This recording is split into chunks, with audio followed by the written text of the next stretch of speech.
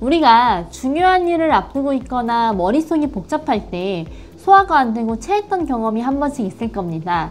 이렇게 스트레스를 받으면 소화가 안 되고 위가 아프고 쓰리면서 위험 증상이 나타나는 것을 신경성 위염이라고 합니다.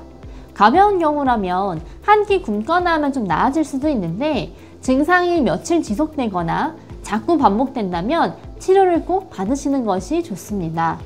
자주 재발하는 신경성 위염을 방치하면 병이 복잡하게 진행되거든요. 현대인들에게 스트레스는 사실 공기 같은 존재죠. 이렇게 매일매일 반복되는 심리적인 긴장 상태가 적절히 해소되지 못하면 몸에 점점 쌓이게 됩니다. 처음에는 목 뒤가 아프고 어깨가 결리고 여기저기 아프다가 점점 증상이 번지게 되죠. 사람마다 스트레스를 받으면 바로 소화가 안 되는 사람도 있고 잘 모르다가 어느 순간 크게 터지는 사람도 있습니다. 소화가 안 되면 몸이 소통이 안 되기 때문에 머리부터 발끝까지 증상이 다 나타날 수 있습니다. 소화가 안 되면 두통, 어지럼증은 기본이고 가슴이 답답하고 신경이 예민해지거나 생리통이 심해지고 생리불순이 생기고 다리가 붓고 염증이 생길 수도 있습니다. 이렇게 인체가 스트레스로 꽉 막힌 상태를 한의학적으로는 울이다, 울된 상태라고 표현했는데요.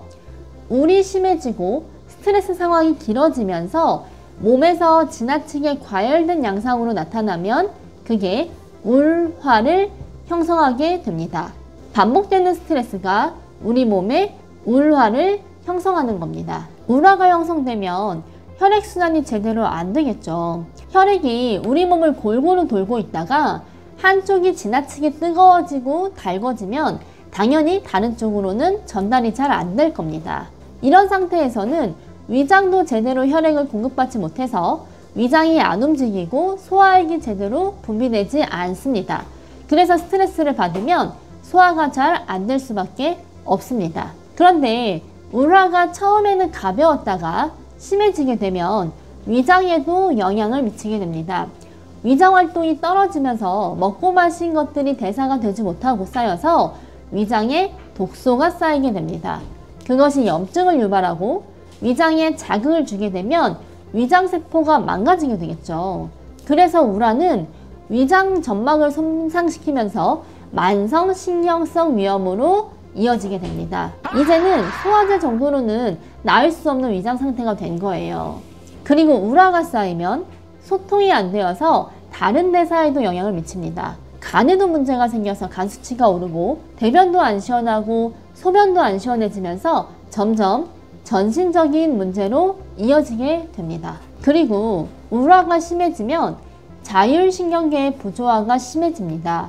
울화를 방치해서 더 키우면 교감신경은 항진되고 부교감신경은 저하된 상태가 지속되어서 자율신경계가 조절 기능 자체를 상실합니다. 그래서 스트레스 상황에 몸이 더 예민하게 반응하게 되고 소화장애뿐만 아니라 정서적인 불안, 짜증, 불면증도 생기게 됩니다. 환자분들이 검사상 특별한 문제가 없는데 계속 소화가 안 되어서 한의원에 내원하시는 분들의 많은 경우가 울화 때문인 경우가 많았습니다.